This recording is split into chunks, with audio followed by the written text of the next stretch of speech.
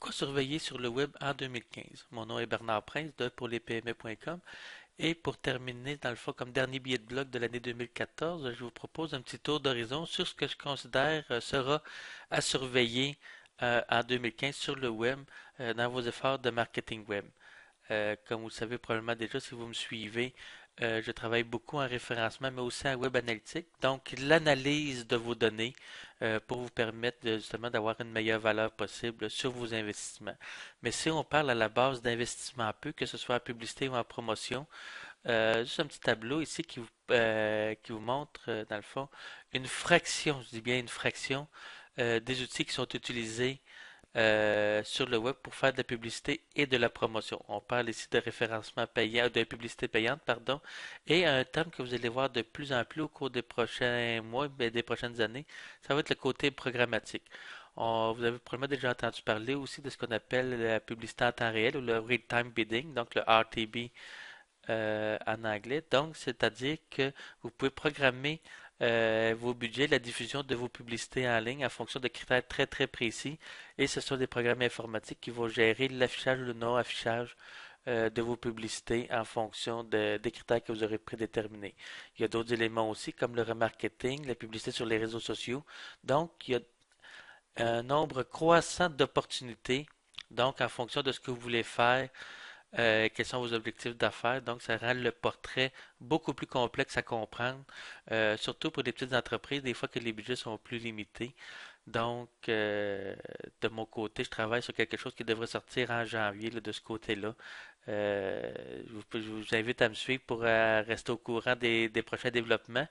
Mais de ce niveau, de ce côté-là, dans le fond, ça, sur quoi je veux vous amener, c'est de dire qu'il y a de très nombreux outils, mais ça ne demeure ça que des éléments techniques. Avant d'arriver là, quels sont vos objectifs? Quelle est votre stratégie? Quelles sont les actions? Souvent, on parle que beaucoup de réseaux sociaux, de gamification, de différents éléments comme ça.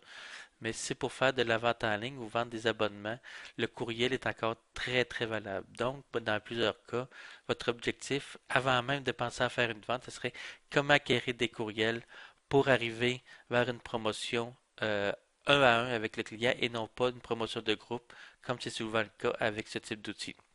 Donc, pour avoir un petit peu plus loin, on va parler rapidement des entonnoirs de conversion. Donc, mis à part pour les gens qui vous connaissent déjà, on va souvent parler de l'élément qui est découvert, donc le référencement web, pardon, le référencement web, le marketing de contenu, les réseaux sociaux.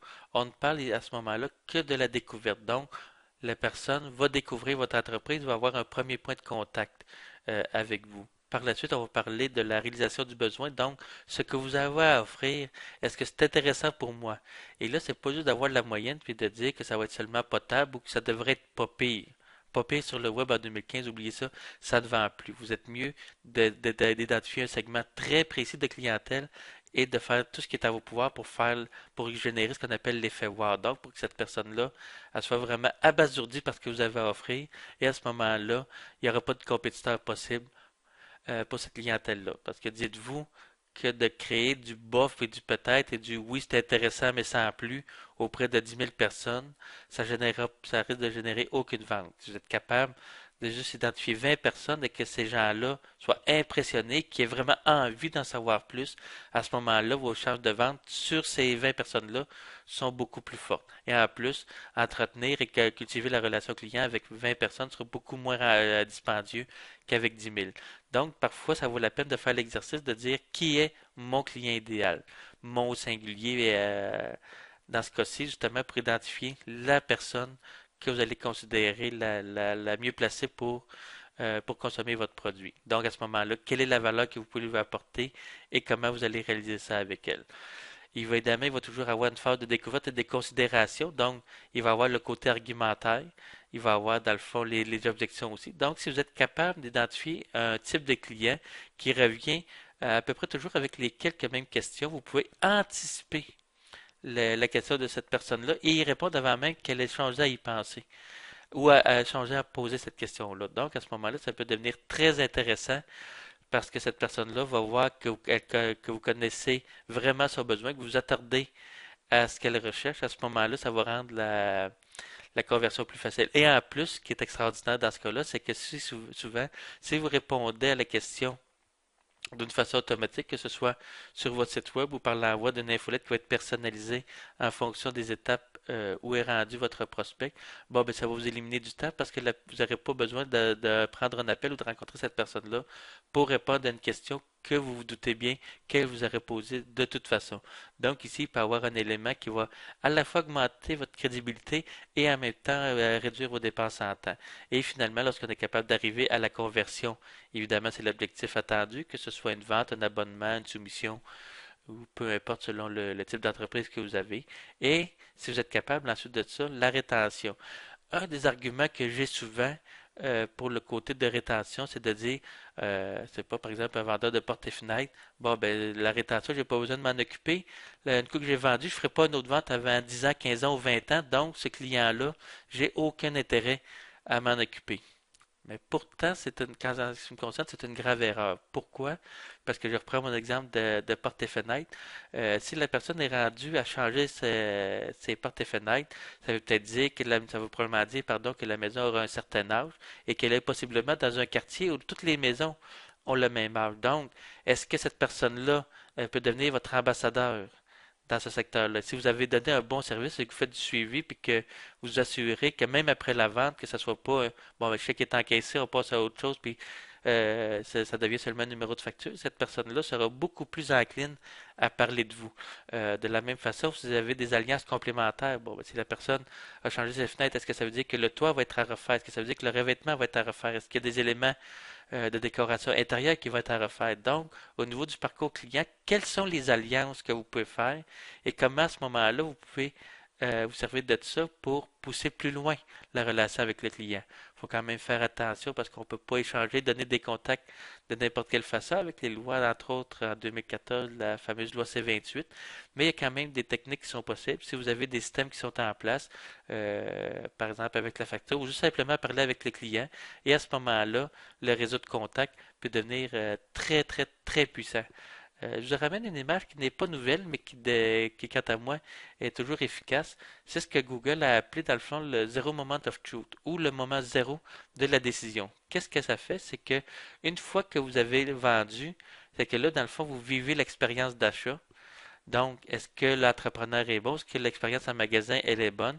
Et à partir de là, cette personne-là peut aller contaminer, donc contaminer de façon négative ou positive un futur prospect. Donc, si vous êtes capable de mettre en place une roue de ce type-là, vos efforts de marketing vont être beaucoup plus efficaces et avant même de vous connaître ou d'aller sur votre site ou à votre magasin de vous appeler, cet éventuel client-là aura déjà une impression positive envers votre entreprise. Et ça, souvent, ça va faciliter grandement le travail que vous allez à faire.